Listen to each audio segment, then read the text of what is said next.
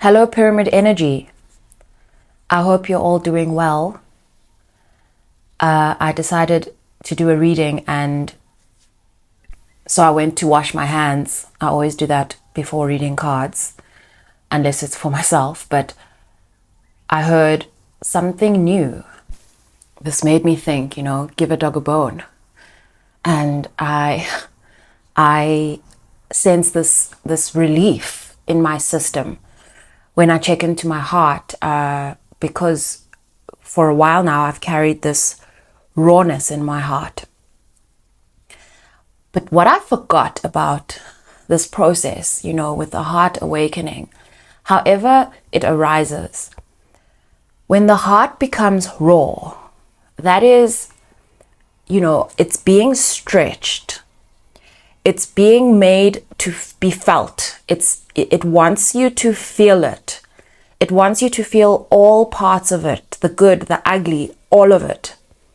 And the purpose of this, to send you that deep into your heart and to feel, even if you don't even understand what the feelings are about, it's just that pain in your heart.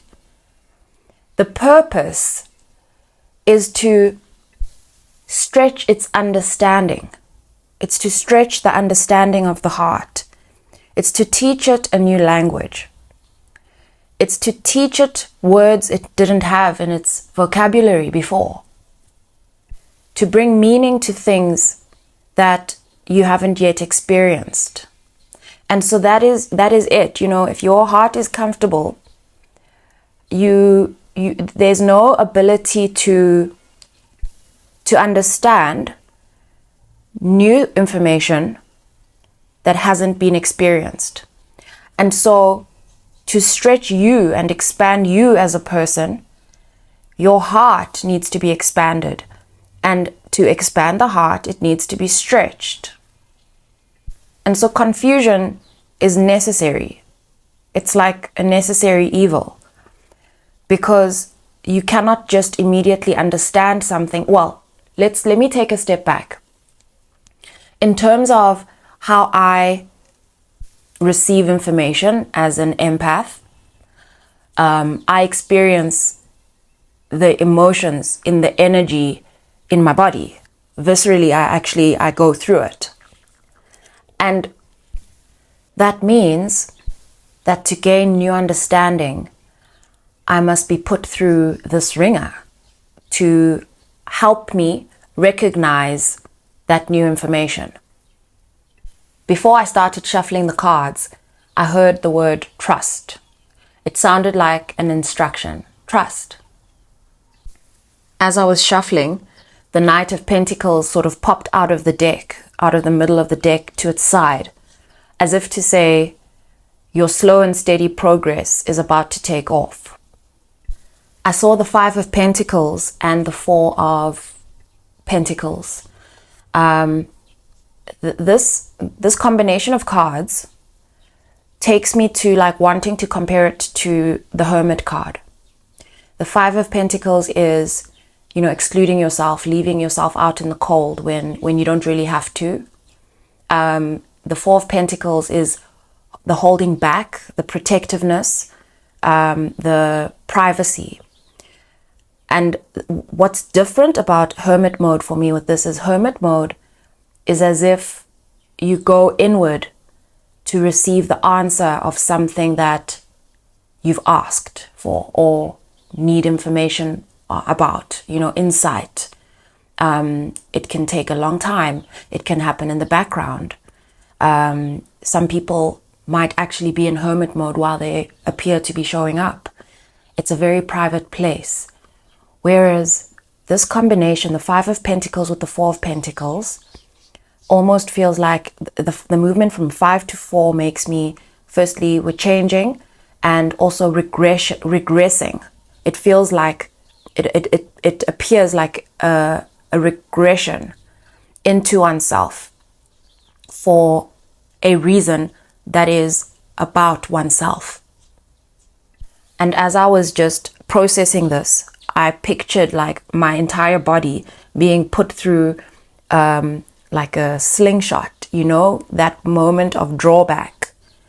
And I feel like this reading is about the release.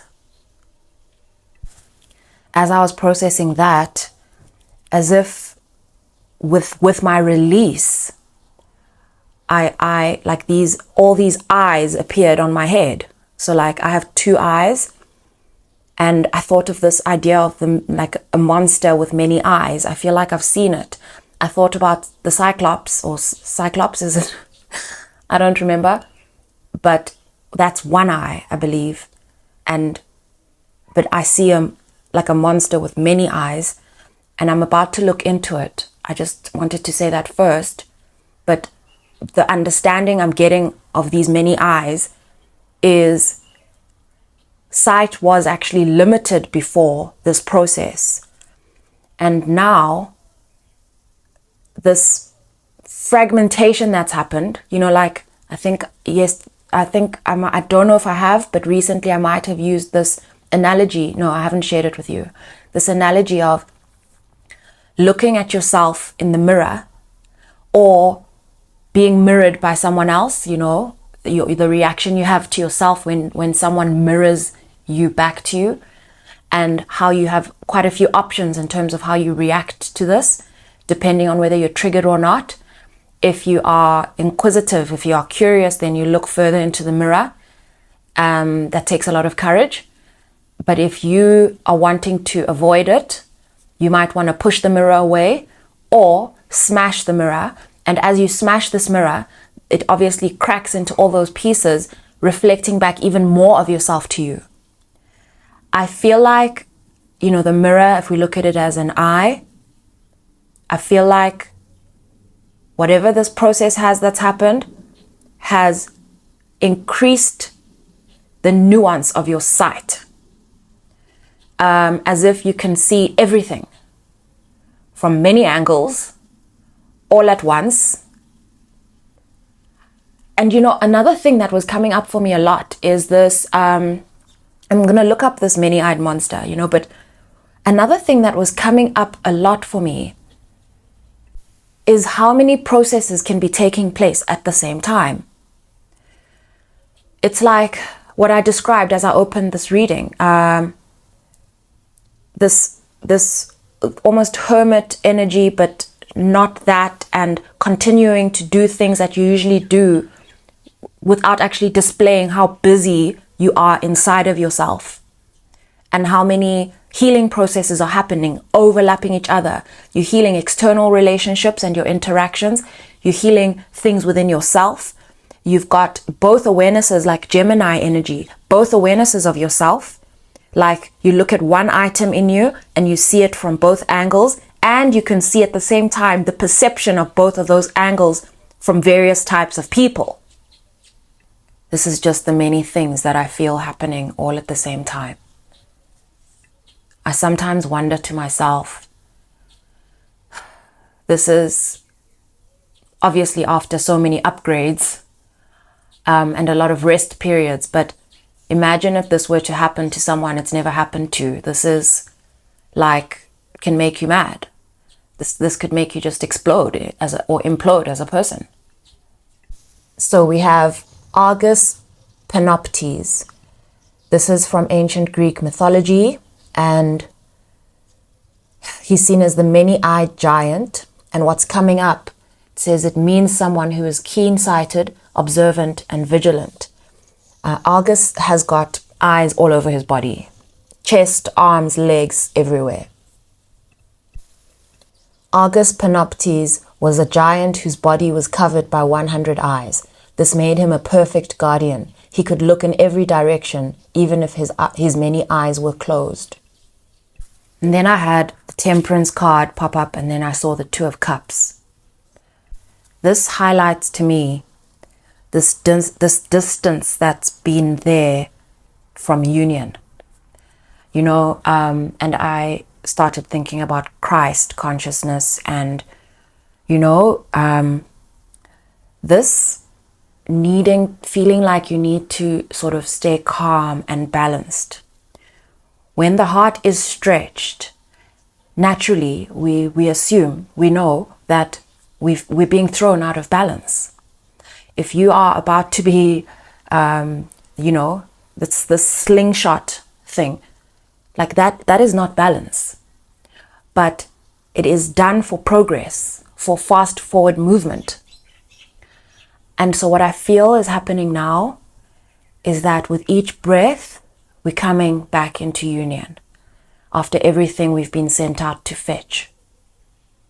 We return very different to how we were just a few days ago. Let's call it a week ago. Everything is different. Everything appears different. There are 7 colors in the rainbow, but it's as if every color has a tone now. Each of those colors has its own tone. There's so much more. And so not only is your environment under scrutiny by you, you are also under scrutiny by you. And this is not negative scrutiny. This is more this hypervigilance. This hypervigilance. And so we've got this hypervigilance that's being balanced with not disturbing the nervous system. Because, being hypervigilant means then you're jumpy. And definitely that's been a part of my life. Like yesterday I saw a gecko, tiny gecko, and I was like, you could have thought a ghost came into the room the way I jumped. And I have been feeling that. I see a lot of things in my, peripheral vision. I see a lot of things. There's more movement. Sometimes I'll be walking past the lounge and I could swear I saw someone sitting in one of the chairs. I'm getting used to it. Maybe I would not have spoken about this over a week ago, but the veil is extremely thin. And this is coming from a person who is used to, I'm used to a thin veil. Right now it feels like the veil doesn't exist. Like there is no veil. It's like we're all just wandering around together, like, humans, spirits, animals, like it's all in one. It feels like we're all swimming in one ocean right now. And this new awareness, its purpose is so that you're not constantly being reminded or reminding yourself that you do not walk alone. You do not walk alone. Growing up, I was quite scared of ghosts, this idea of ghosts. If you see, like I shared yesterday that I saw, in inverted commas, a snake in the grass. Normally, one thinks of a snake. Now we know that there are not only negative ways of looking at snakes, there are extremely positive ways of looking at what a snake represents. But usually one would be afraid of some of the things we see. If I think someone's sitting in the lounge when there's absolutely no one in the lounge, all of these things could be considered creepy, but it's not. It's as if it's like your normal waking life where you come across good things and bad things. And what's now happening is that with this thin veil, or this non-existent veil, there is no need to be afraid of what you see because there's also a lot of visible protection. I started shuffling, and then the story of continuous shuffling started with me, and they said, just hold the cards and listen for a moment. And this idea of the all-seeing eye versus 100 eyes started coming in for me. And I thought to myself, if I could see everything, if I can see everything, okay, so my awareness has stretched too, and so I'm able to see further than I naturally usually look.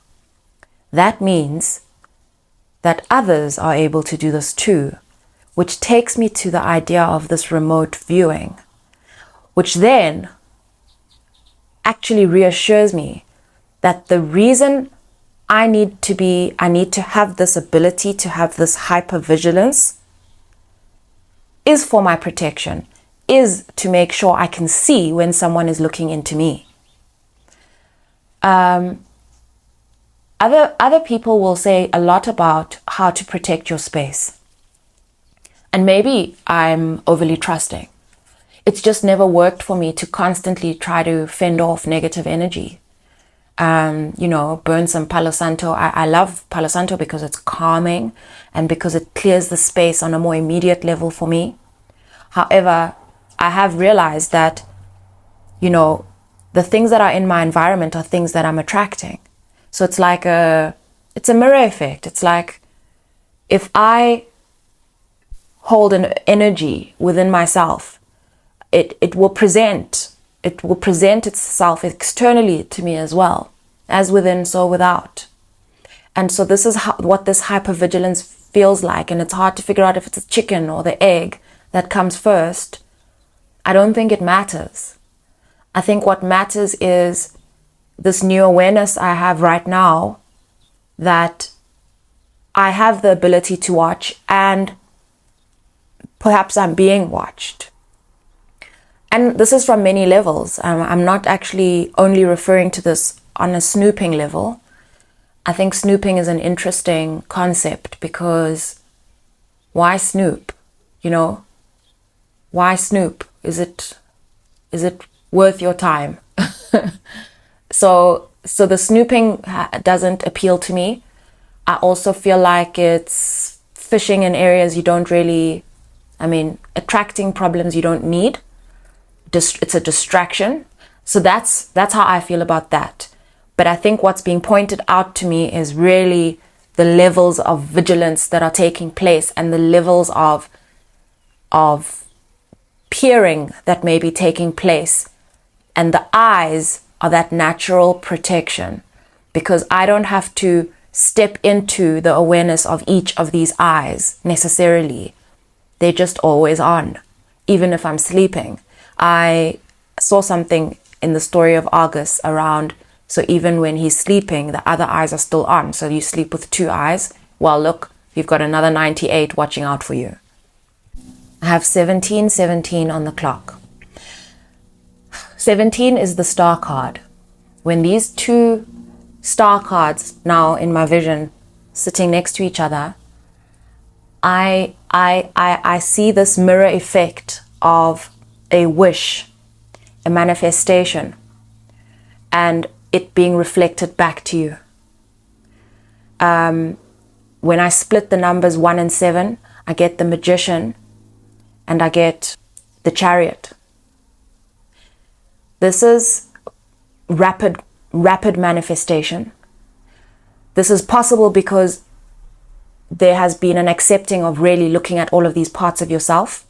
This has actually been like a laundry exercise. This has been a real serious cleanup, because they say what you feel is what you create, and however much you might try to bypass how you manifest, what you feel is what you create.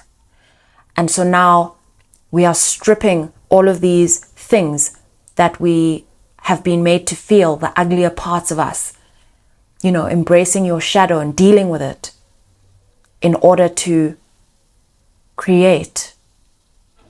really create how we feel. And so in repairing how you feel and dealing with how you feel, your wishes are going to be reflected back to you in real life. I feel like I'm coming full circle here, because this something new is of your creation. Whatever it is, whether it's new things in your life or a new way of being, especially with the work that's happened in this past week, there was always this awareness that you're going to come out the other side a different person. Yes, it felt like being in the grinder. However, those grooves in this grinder, the patterns, have been drawn by you, workshopped by you. And so whatever you've put through it on the other side is actually maybe currently or previously beyond your awareness. I feel like I should say that. But it is the version of you that you have always wanted. This is being achieved because you have not avoided this grinder and tried to go around. This feels like a big deal. This feels like a big deal because some of these parts of us can be really, really scary.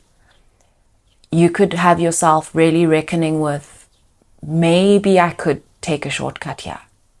That's happened to me a few times this week. Like, maybe I could take a shortcut. The fact that I was not given the option, I'm grateful to my higher self for this. But the point is that going through the grinder means that on the other side, how you feel is now what you're creating. It's real. It's authentic. It speaks to you. It feels like you. This is big work. And I feel like the next natural set of words I would share with you are give yourself a pat on the back. But I actually feel like there is absolutely no need to say that. And the absence of this need for me is loud. It's as if you already know you're a Spartan. It's as if you already know you're a warrior. It's as if you already know that, flip, you wouldn't even be here like this if you were not a warrior. It's like fear has flown away. Fear has flown away. And you're aware of what you can be scared of. I feel like I just saw a shooting star in my third eye. Make a wish. So many things ran through my mind. My wish, they say you should never share a wish, you know. I made my wish and immediately I thought, careful what you wish for. Because if this wish is a wish of expansion, naturally what comes with that? Being stretched. Can these periods of, you know, whether it's the dark night of the soul or this heart awakening, whatever it is, can these be avoided? I don't believe they can. I don't believe they can if what you need is in that pot. Here comes the pot again. But what I want to remind you of is there's no need again to fear those things. As you are manifesting, don't be afraid of the stretching that will ensue because you enjoy this protection. If this movement in this direction feels divinely led, you enjoy the protection that comes with it. I saw the Fool card and this concept of free falling came through.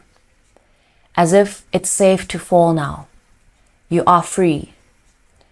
As if this prep period has really been around making sure, you know, you've got your safety equipment on and that you're prepared. And I also heard that you are blessed and highly favored. And I also heard that you are the pick of the litter. What I'm getting here is like teacher's pet, you know, like, and this is not to put one person above the other, not at all. It is to say you are enjoying the benefits of your hard work. You are enjoying the benefits of your dedication. You are safe. You are safe to fall and to start this new beginning. I know I didn't end up actually laying these cards into an actual spread, but I feel like, you know, we're 24 minutes in and the message is out. But I will close with a Rumi Oracle card. And the card that I have here is number 15, Divine Mother Manifests. Oh, you living in the world of 6 directions, accept the gloom and accept the bliss, for those seeds buried in the ground will one day grow into fruitful orchards. Rumi. We share her, this Divine Mother. You and I, we are her precious children. We are born through her love, and she shares in our losses and our gains, our tragedies and our triumphs. Her hair forms the galaxies, her thoughts become the stars. The sun is her own warmth, and her breath is felt upon this earth, causing the roar of the ocean waves. Her voice is heard in the call of the whales and the trill of the birds.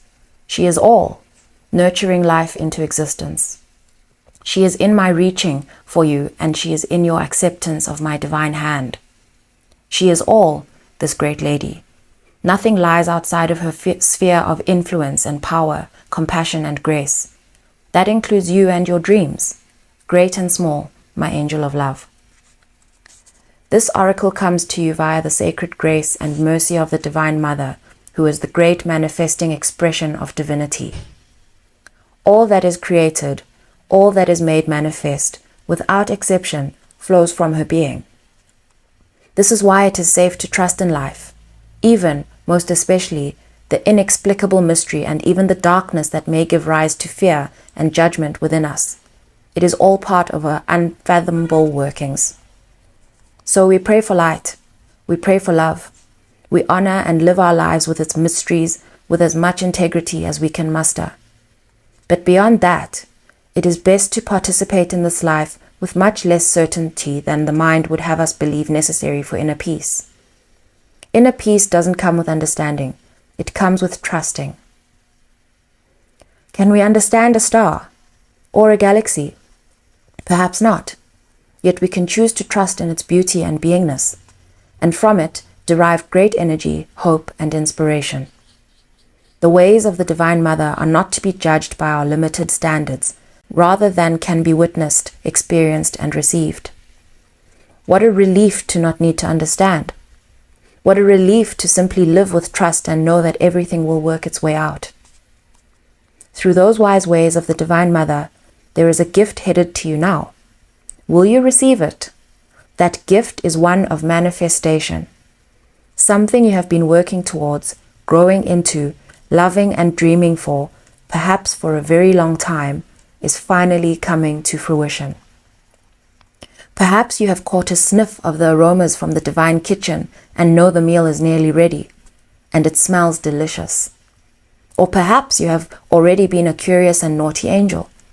You've poked your head through a door to the divine dining room, only to be captivated by the candlelight dancing in reflection upon gleaming silverware, and the subtle sounds of crystal goblets and finest china being laid down upon an exquisite dining room table.